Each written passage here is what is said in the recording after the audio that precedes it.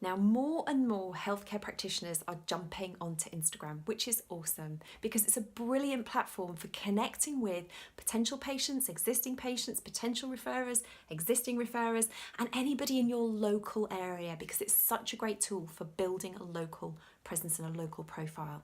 Now, people are a bit confused between the two kind of main features of Instagram, which are posts and stories. So I just wanted to do a quick video to explain the difference between those two key features inside Instagram.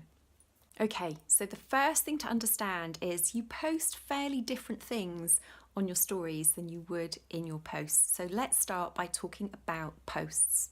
Posts are the things you see in your main feed, static images or short videos or collections of static images that have a bunch of text below them and then often some hashtags as well. Those are posts.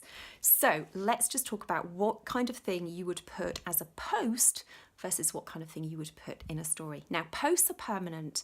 Posts will be there forever and a day. In your profile, if you go to your profile, which is the little head and shoulders image down in the bottom right hand corner of your homepage, touch that, that will take you to your profile, and then if you scroll down you will see all of the posts you've ever posted. They're in there. Okay, so they stay there forever.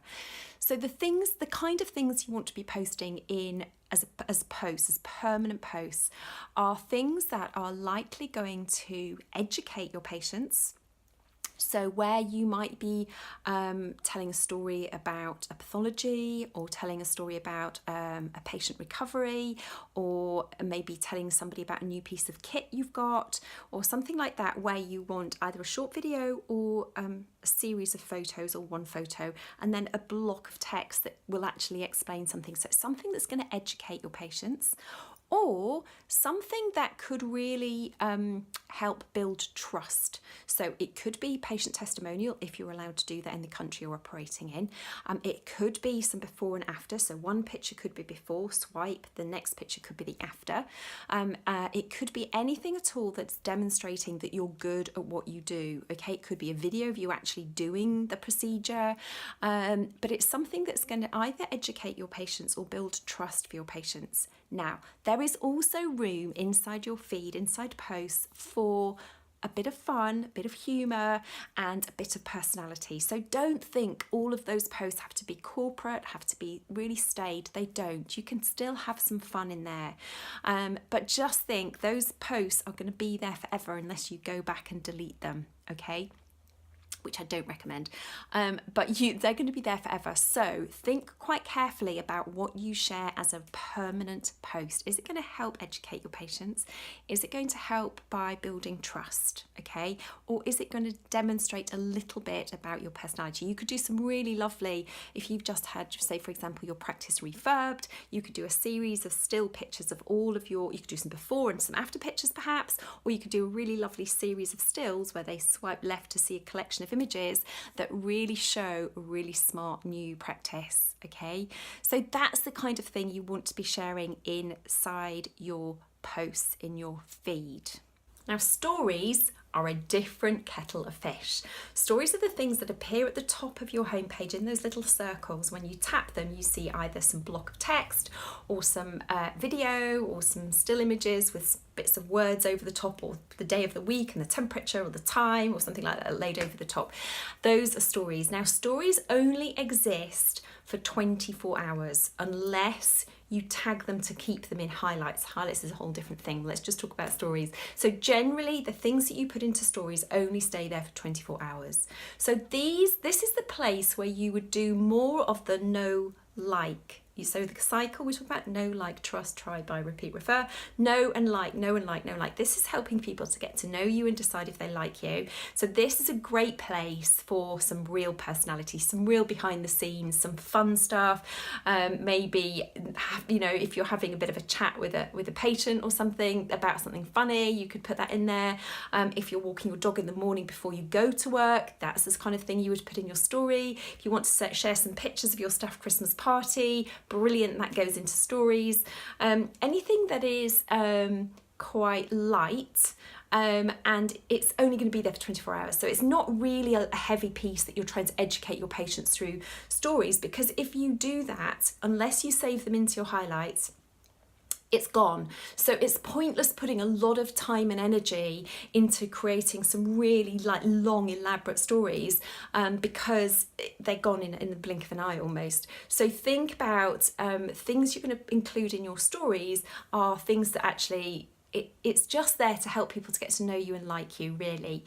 And so it doesn't matter if the lighting isn't brilliant, or you've got bad hair or something like that. That doesn't matter, because it's there and it's gone. But it's really about helping people to get to know the real you, or the real internal you inside your practice. If there's a team of you, for personality, for humour, for sharing sort of some lovely surprises. So if it's somebody's birthday in the team, or your patient brings you a lovely cake for some reason, or buns, or writes a beautiful thank you card, you can take a picture of the front of the thank you card and say, oh, our patients are gorgeous, and you can annotate over the top of it and share that in stories. So there's lots of creative stuff. This is where you can get really creative inside stories. So if you've got somebody on your team who's really creative, this is a great place for them to kind of shine, is inside stories.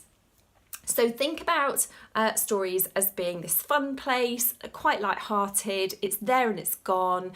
Behind the scenes, happy stuff, some really nice light stuff. Some stuff you can share about your life at home, maybe, if you want to do that. Let's say dog walking in the morning, or what I would say though is try not to post negative stuff. I sometimes see a reasonable amount of stories of people like, oh, I'm stuck in traffic again, or I've burnt the toast again, or oh, the kids are driving me mad again. Try and avoid that negative stuff. Try and keep it positive, keep it light-hearted, keep it upbeat.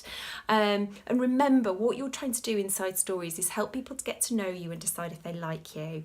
Okay, you can do a little bit of education inside stories, but as I say, because it's there and it's gone so quickly, it's not necessarily the best place to share your educational stuff. But if you have a strategy for creating stories and saving them into highlights, then you can do that. But say highlights is a whole different video. We'll do that another time. So just have a practice and have a play. And the other thing I would say with stories is, because they're there and they're gone quite quickly. The other thing also, just quickly to mention, is you can delete them. So if you do post a story and then think, oh no, I shouldn't have done that, you can go back into your story and you can delete it. When you have to go in and watch it, and as you're watching it, there are 3 little dots appear at the bottom. Click on those 3 little dots, and that will give you the option to delete, and you can delete a story. Okay, so you can delete it. It's not there forever, or if you kind of make a mistake, or you post something accidentally to a story and you didn't mean to, you can go back in and delete it. But hopefully that gives you an idea of the kind of different things that you would post in a story compared to what you would post in a post. Okay, so we've talked about posts, we've talked about stories. Hopefully now in your head you have a better understanding for the kind of material you would be sharing in a post and the kind of material you'd be sharing in a story. And so when you come to think, oh, I could Instagram that, you're actually actively thinking, is it a story or is it a post? Okay, is it a story, is it a post? And so now you're in a better position to discern, was that going to make a better story, or is that going to make a better post? Okay, if you have any questions at all, as always, put them in the box below the video. If you're watching this video anywhere else other than on jillwoods.com/blog, you need to head over there. If you're not at the blog, the link will be below this video, because I've written a whole blog that sits around this video to help you with understanding stories and posts on Instagram. Other than that, thank you so much for your time. I hope you found this useful, and I will see you back here next week for the next blog post.